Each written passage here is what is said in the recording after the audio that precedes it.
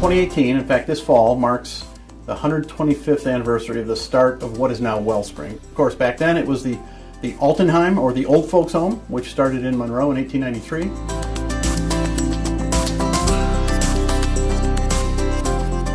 Amazing to think about how little by little over the years God has blessed the work we've been doing to the point where we're really all over the state of Michigan serving in so many different ways.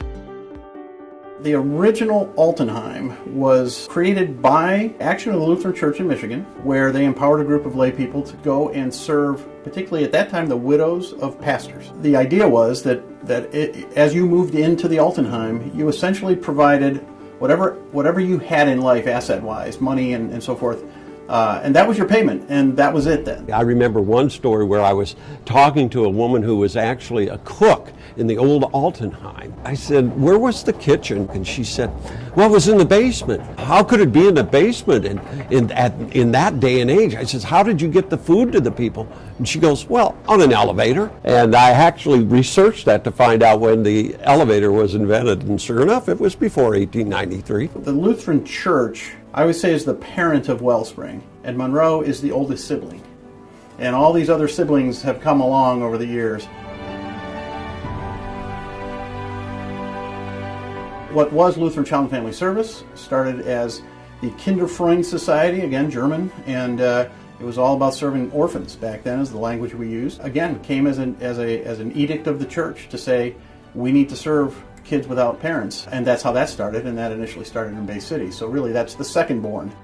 Wellspring now serves in something like 53 of Michigan's 83 counties, from as far south as Monroe to as far north as the Sioux, and certainly to the west side of the state, Kent County and Grand Rapids area, and all points in between. And within that geographic range, we really do almost everything in terms of human services, from skilled nursing and rehab for seniors, hospice programs, home health programs, lots of housing. Folks really don't know about the housing work we do throughout the state. But on the child welfare side, foster care and adoption and family preservation, and now most recently substance abuse disorder work, which is really exciting as we enter really sort of the battle on the opioid addiction front now.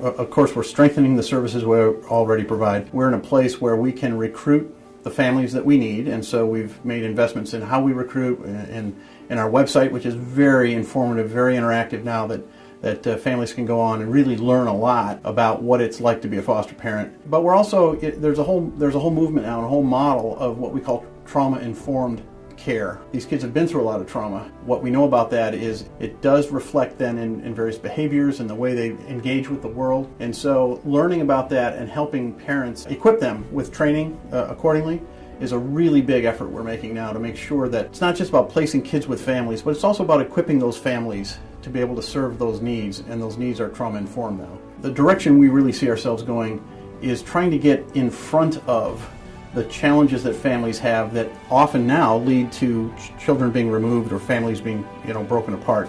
So getting sort of upstream in the life of a family so that our prevention work, which we're very strong in, can get bigger, is really about keeping families together. The needs are growing, just in the sheer numbers. The diversity of needs are growing in community, and we know that as we look ahead for the next 10, 20 years, folks' ability to pay for those services is actually diminishing. And so we have really got to figure out how it is we're going to engage communities and families in a way that helps us spread our care dollars further and yet still gets good services out in the community where it's needed when it's needed. So we're solid in what we're doing now, but always looking ahead, really looking at more senior housing in order to use that as a platform to deliver great services. So this combination of sort of services in the community with built housing for seniors that can help them age in place is really a key part of where our future is going to be.